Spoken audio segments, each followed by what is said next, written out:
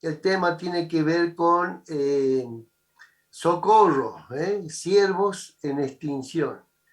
Me preocupa mucho en muchas asambleas, incluida la nuestra, que si bien es cierto la venida de Cristo es inminente, pero si llegara digamos, una década o un par de décadas más, esta generación presente que está actualmente va a pasar, probablemente. Yo ya estoy para los 62, creo que Ricardo también, vi un par de años menos, creo, pero digamos, la salud de hecho los levitas tenían la indicación de parte de Dios de ministrar de una manera activa desde 30 años hasta 50, ¿no?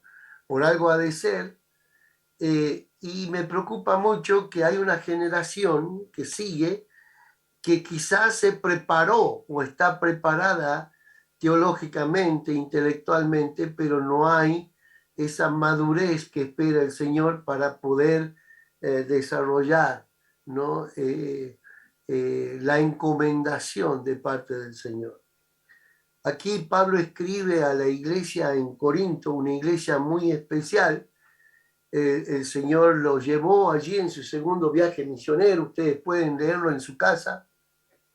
A partir del capítulo 15 al final del verso 35, por ahí inicia su segundo viaje misionero. El Señor lo lleva primeramente hasta Filipos. Allí hay una conversión de la Lidia y su casa, el carcelero de Filipo, pero por causa del enemigo, los judaizantes, en fin, lo encarcelan y tiene que salir de ahí. Y llega a Berea y de allí a Tesalónica, de allí a Atenas, y al ladito de Atenas está esta ciudad de Corinto. Es la cuarta ciudad más grande del Imperio Romano, después de Roma, después de Alejandría, después de Antioquía de Siria. La cuarta ciudad más grande del Imperio Romano es Corinto, con aproximadamente 70.000 habitantes para ese tiempo. Era una ciudad donde, cosmopolita, donde se permitía todo tipo de credo.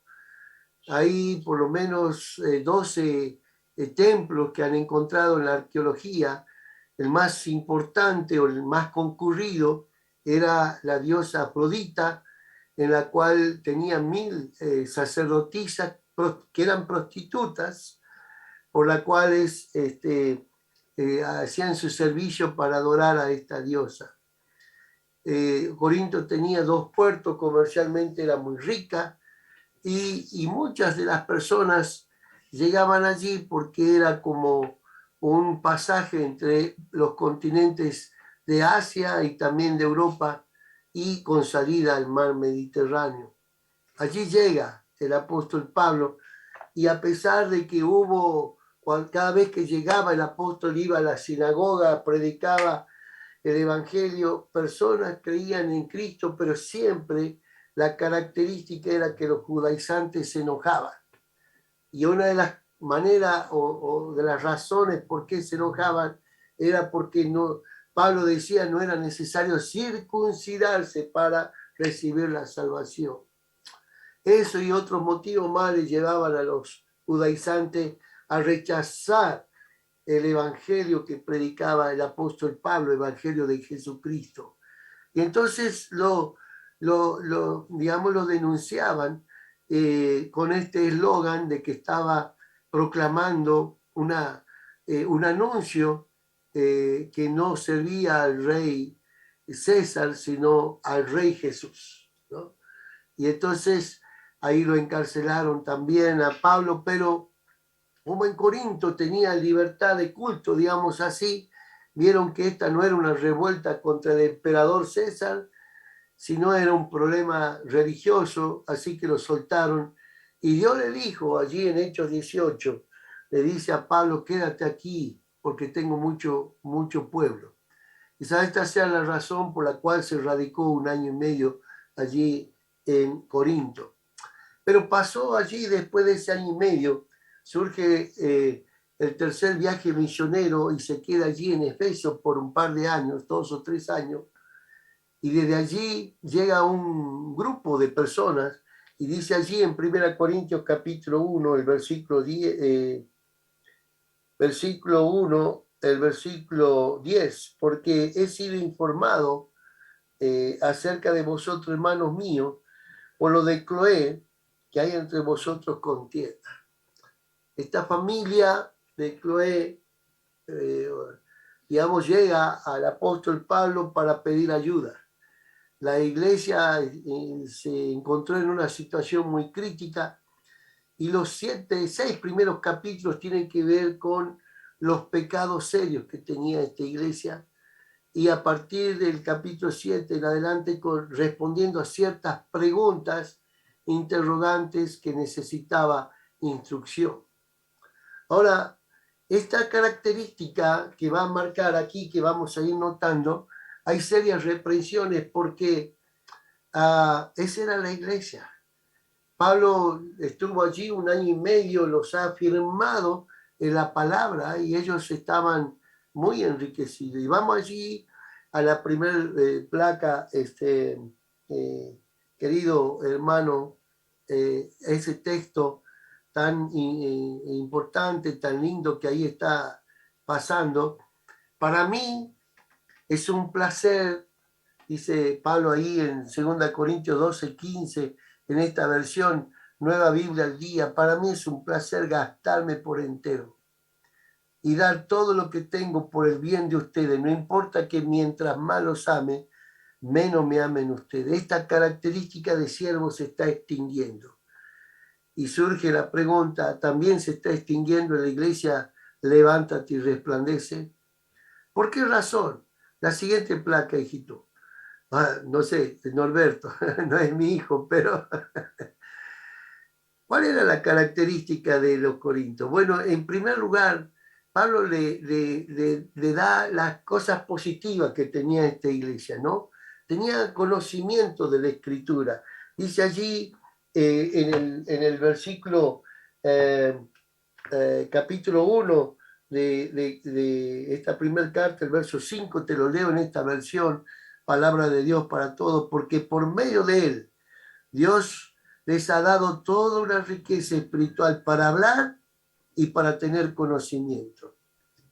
La iglesia de Corinto tenía una riqueza tan especial por medio de Dios que le ha permitido a la iglesia no solo conocer, tener la habilidad o la gracia de Dios para poder conocer la escritura, sino también para hablarla, para compartirla.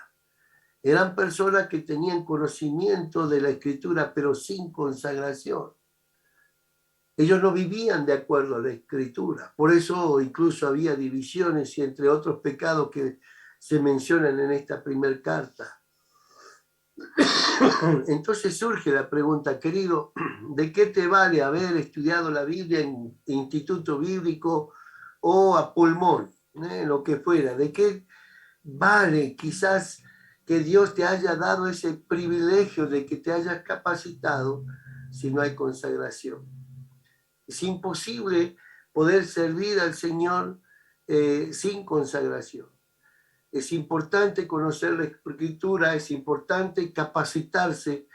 El apóstol Pedro dice allí, antes bien crecer de la gracia primero y en el conocimiento de nuestro Señor y Salvador de Jesucristo. Podemos llegar a conocer a Dios a través de su palabra. Es la herramienta, el recurso, el camino indispensable para conocer a Dios. Uno de los caminos indispensables para conocer a Dios. Pero si no apropia su gracia, entonces el conocimiento, la letra mata, ¿no? Y ahí está embotado. Cuando tú vas allí en Levítico, en el Pentateuco, el tercer libro de la Biblia, va a empezar los 7 primeros capítulos hablando de 5 ofrendas. 3 voluntarias y 2 obligatorias. La primera ofrenda voluntaria es la que relata en el capítulo 1, que es el holocausto. Allí se tenía que presentar el animal y quemar completamente, integralmente, no parcialmente. Y eso habla el holocausto de una dedicación completa, ¿eh? De una dedicación, de una consagración completa, y era voluntaria. Y surge la pregunta, queridos, aquí en la iglesia de Cristo, de Levántate y Resplandece, ¿hay personas consagradas? Porque muchas veces hay cabezas y pocos corazones. Y entonces los miembros o los hermanos que están, varones y mujeres, especialmente los varones, que están para recibir la posta, pueden tener capacidad intelectual, teológica, pero sin consagración, porque han dado prioridad a otras cosas, aún sus propios pensamientos, y no al ejercicio de lo que el Señor quiere en su vida. Ahora, en segundo lugar, no solo hay esta característica, sino también le halaga a Pablo porque ellas estaban llenas de dones. Allí te lo leo en 1 Corintios 1:7, en esta versión, Palabra de Dios para todo, dice: ustedes tienen todos los dones de Dios mientras esperan el regreso de nuestro Señor Jesucristo. Esta manera de poder expresar aquí está hablando de esta preciosa bendición que Dios le ha dado a la iglesia de Corinto, de tener todos los dones que relata después en el capítulo 12 al 14. Eso es algo que ninguna iglesia o persona puede adquirirla, no es una meta que le está poniendo Pablo, sino eso el Espíritu Santo da los dones como Él quiere, los distribuye. Y Dios quiso distribuir, en la iglesia de Corinto, que puedan tener todos los dones. Para ese tiempo estaban vigentes todos los dones. 1 Corintios 13, del 8 al 10, dice que cuando el canon de la Escritura se completó, entonces cesaron algunos dones, como el de la lengua, como el de profecía, el de ciencia. Cesaron algunos dones eran temporales hasta que el canon de la Escritura se completara. Para ese tiempo estaban todos en vigencia y ellos tenían todos los dones. Ahora, ¿de qué vale tener estos dones desarrollados y ejercitados sin amor? Por eso es que Pablo ahí escribe en esta primera carta de Corintios, el capítulo 13, si yo hablase lenguas humanas y angélicas y no tengo amor, de nada me sirve. A veces nos jactamos de haber descubierto los dones y haber desarrollado, pero sin amor. El trato para con la iglesia es sin amor. A veces se pretende, porque me han dado un título de pastor, de diácono, de líder de jóvenes, de maestro de los niños, lo que fuera, de impartir mi autoridad. Y lo que uno tiene que impartir es la autoridad, la voluntad de Cristo y no la de uno. Esto habla 1 Corintios 11:3, debemos estar sujetos a Cristo como Cristo está al Padre, y la esposa o la mujer estar sujeto al hombre, al esposo, pero no es a la autoridad del hombre, sino a la autoridad de Cristo. Y esa es la que tenemos que nosotros manifestar. No es mi autoridad, mi posición, mi pensamiento. ¿De qué me vale tener los dones desarrollados, anhelar los dones más espectaculares sin amor? El trato que yo hago para con mi esposa, para con mis hijos, el descuido que tengo para con mi familia, se ve también en el descuido y en el trato que yo tengo para con los hermanos en la iglesia, de una manera áspera, de una manera exigente, sin amor. Esta era la característica que tenía allí Corinto. Esta era la gente por la cual el Señor los alcanzó, pero se empezaron a desviar del eje. Y esta era la iglesia que estaban construyendo. Ahora, no solo tenía esta característica, sino también habían competencias partidarias que crearon confusión y división. Estos hermanos de Cloé fueron a la persona indicada para poder buscar esta solución. Me dicen que algunos están allí diciendo que, pero amados hermanos, verso 10, 1:10, les suplico en el nombre de nuestro Señor Jesucristo que no discutan más, que reine entre ustedes la armonía y cesen las divisiones. Les ruego encarecidamente que mantengan la unidad en su pensamiento y propósito. Resulta, hermanos míos, que lo de la familia de Cloé me han hablado de las riñas que se traen entre ustedes. Verso 12. Me cuentan que algunos dicen yo soy de Pablo, otros afirman yo soy de Apolo, otros más dicen yo soy de Cefa y aún sostienen yo soy de Cristo. La división cambia a Cristo por esos líderes, ¿no? Ahora, qué interesante, porque una persona que ha sido capacitada teológicamente, pero que no permite el ejercicio de Dios en su vida, descuida la gracia de Dios en su vida, descuida que usted es alcanzado por gracia y escogido para ministrar por gracia, descuida que es la gracia de Dios por la cual estamos, como el apóstol Pablo dice, por la gracia de Dios soy lo que soy, entonces usted se convierte en un líder potencial para destrucción, no para bendición, y divide la iglesia, porque ejercita su señorío en donde está. Qué triste es esto. Pronto pasa esta generación, tiempos más, tiempos menos. En nuestra congregación aún no hay reconocimiento de ancianos. Y a veces me pregunto, ¿será porque hay estas cualidades? Es cierto que no somos perfectos, pero con ese eslogan es que tampoco nos dejamos trabajar por el Señor. Ahora, no solo tenía este tipo de características, sino la placa siguiente nos habla allí de una cristiandad corrompida, ¿no? De conflictos y litigios entre hermanos. Eso habla el capítulo 6. Y dice allí el capítulo 6, el verso 1, ¿cómo es que ustedes cuando tienen algo contra otro creyente acuden a las autoridades paganas para que juzguen el asunto en vez de acudir a los cristianos? El verso 2, 6:2, ¿ignoran acaso que un día los cristianos van a juzgar al mundo? Si esto es así, ¿por qué entonces no resuelven entre ustedes los pequeños litigios? El verso 3, ¿no saben que vamos a juzgar a los ángeles? Con mayor razón podrán muy bien resolver las cuestiones de esta vida. Verso 4, ¿por qué acudir entonces a jueces que no pertenecen a la iglesia para resolver sus asuntos? Verso 5, lo digo para que se avergüencen. Es que no hay nadie en la iglesia que sea lo suficiente sabio para resolver la disputa entre cristianos, conflictos y litigios entre hermanos, porque había carencia de administrar el juicio de parte de Dios. Los hermanos no querían comprometerse en problemas, y esto me consta, estafas, qué sé yo, disputas de distintas índoles, y en vez de traer el asunto a los pies del Señor a través de la iglesia, pasa estas cosas, ¿no?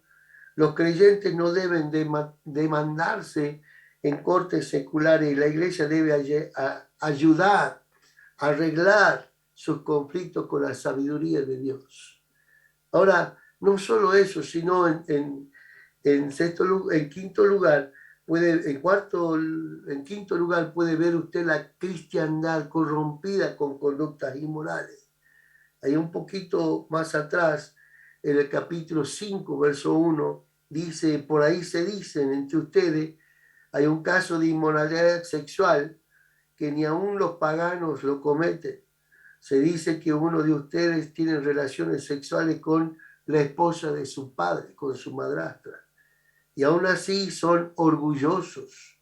Deberían más bien sentirse avergonzados y echarlos de la congregación. Miren, hermanos, Para los romanos el incesto era un crimen increíble, inaudito. Para los judíos, según Levítico 18:8, era como era deshonrar al padre. Para los griegos se mostraba como un crimen y era condenado.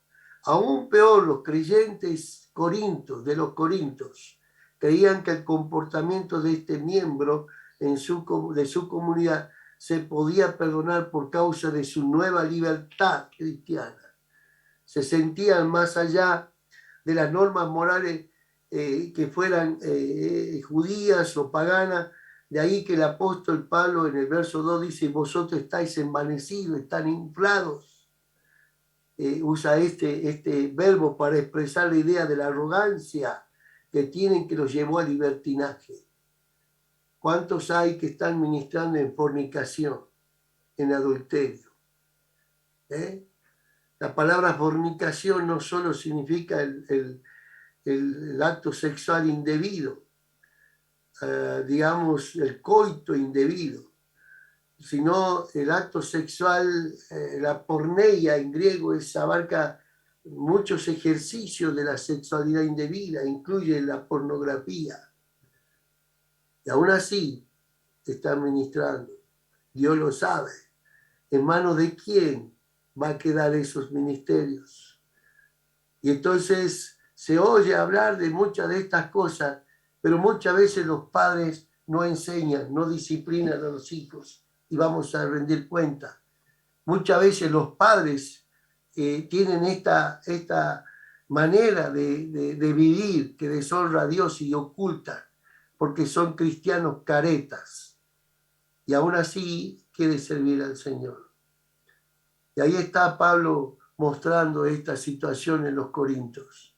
Es esta nuestra vida, es esta la iglesia, es esta a las personas a las cuales el Señor busca a quien delegar la posta, o es que están inflados por sus capacitaciones, su arrogancia,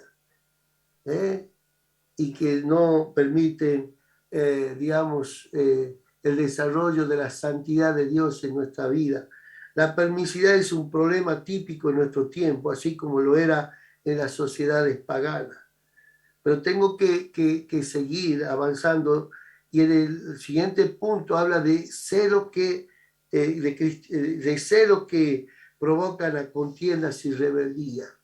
Y eso tiene que ver ya en la segunda carta de los Corintios, sobre todo en los capítulos 10 al 13, después usted lo va a leer. Ahí tiene Pablo que estar defendiéndose, porque en esta última sección de la segunda carta a los Corintios tiene que responder Pablo a acusaciones de sus enemigos.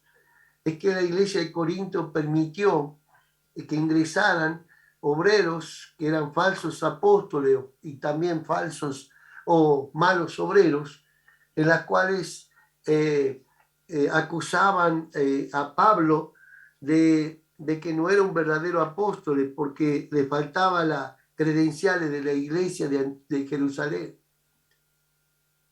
Pablo ha sido elegido por Dios como apóstol. La iglesia de Antioquía fue la que encomendó, pero ellos decían, como no la encomendó la iglesia de Jerusalén, entonces sus papeles son medio flojos. En segundo lugar, sus motivos no eran, digamos, sinceros. Él pensaba que él buscaba solamente dinero, y es por eso que está diciendo allí: mire, yo renuncié a la ofrenda de ustedes por amor, para no serle gravoso. Eso está hablando tanto en la primera carta como en esta segunda carta, el capítulo 8, 9, ¿no? Hablando de que del mandato del Señor: no ponga bozal al que trilla, ¿no? Eso dice en el Antiguo Testamento, y ahí en esa carta está diciendo que Cristo anunció que aquellos que trabajan por el Evangelio que deben ser sostenidos por la iglesia. Sin embargo, él renunció. Por eso está ese texto: con el mayor placer gastaré lo mío, y aún yo mismo me gastaré del todo su bien. Nunca pretendió estos, digamos, sustento para no ser gravoso, pero también por la característica que tenía esta iglesia. Pero no solo era acusado de esa forma, sino también porque su presencia física era tan débil que no inspiraba respeto. En cuarto lugar, que su carta era tan audaz, pero nunca la respaldaría en persona. En quinto lugar, y que sus promesas no eran de fiar.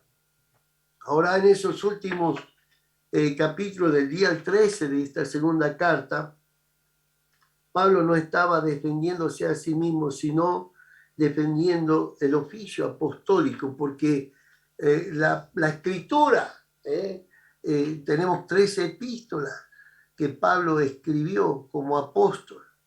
Efesios dice que el fundamento es Cristo y después los apóstoles y profetas, porque Dios les reveló la escritura a ellos. Y este era lo que estaba defendiendo ese tipo de oficio. Ahora estos celos hacían que provoquen contienda y rebeldía contra las autoridades que el Señor los ha escogido. Surge la pregunta, ¿hay este tipo de personas que siempre están cuestionando la autoridad que el Señor ha escogido para poder pastorear, para poder guiar, que solamente provocan contención y división porque buscan más una posición, más que poder ser siervos, buscan más un título, más que poder ser administradores de la gracia de Cristo. Por eso la placa siguiente y la última, lo que hace Pablo, la placa siguiente, es diciendo en ese pasaje, para mí es un placer gastarme por entero y dar todo lo que tengo por el bien de ustedes. No importa que mientras más los ame, menos me amen ustedes. Con esa característica nos muestra la placa siguiente, por favor, estas tres maneras de ser de Pablo. Primero, él valoró la convocación individual. Ha sido convocado para salvación por gracia y ha sido convocado para servicio por gracia. Y a todos los creyentes se nos convocó de la misma manera. La misma gracia que nos convocó para salvación, nos convoca para todos los creyentes para servicio y santificación. En segundo lugar, está la respuesta. Frente a esa convocación que hago, entonces Pablo se consagra como eran los sacerdotes en el Antiguo Testamento, Levítico 1, una dedicación completa. Romanos 12, el mismo apóstol Pablo está ahí escribiendo y diciendo a Romanos capítulo 12, el primer verso, dice, así que hermanos, ruego por la misericordia de Dios que presentéis vuestros cuerpos en sacrificio vivo, santo, agradable a Dios, que es vuestro culto racional. ¿Estás dispuesto a consagrarte? Muchas veces se insta al compromiso. Nunca va a llegar si no hay consagración. Pero esto es voluntaria. Está en ti de consagrar o no. Es lamentable que la gran mayoría de la iglesia, si no en todos, son muy poquitos los hermanos que consagran su vida al Señor. Por eso hay un compromiso. Por eso es el primero, por eso hace la milla extra. Por eso no hay que estar diciéndole lo que tienen que hacer. Hacen sus cosas y más allá de sus cosas. No vienen tan solo a marcar la tarjeta en el tiempo que hacen. Aquí me vienen con un currículum. Yo hice el APEN, hice CPI, hice el Müller, hice Palabra de Vida. Estoy en el ministerio de Junto, estoy en el ministerio de Abúa, el ministerio de las universidades cristianas, todo lo que sea. Pero cuando llegan y veo su vida, su renuncia a sus derechos, por la convocación que el Señor le ha dado, deja mucho que desear. Y ese tipo de vida es un germen, porque transfiere vida religiosa, una vida de careta, pero no convocados por la gracia del Señor. ¿Qué tipo de iglesia se está construyendo? Porque tu vida, tu persona, construye ese tipo de iglesia, en la cual no prioriza a Dios y las cosas de Dios. La iglesia es el cuerpo de Cristo. Y cuando tú priorizas otras cosas y no el cuerpo de Cristo, pues no estás consagrado. Por eso tu compromiso no es real, no es real. Ojalá que pueda haber más apóstol Pablo y que esos siervos que están extinguiéndose y siervas del Señor no pueda ser tu caso, no pueda ser mi caso, sino que todos podamos, digamos, aceptar esa consagración completa por la misericordia de Dios y desarrollar un compromiso integral, incondicional para con el Señor. Que el Señor te bendiga.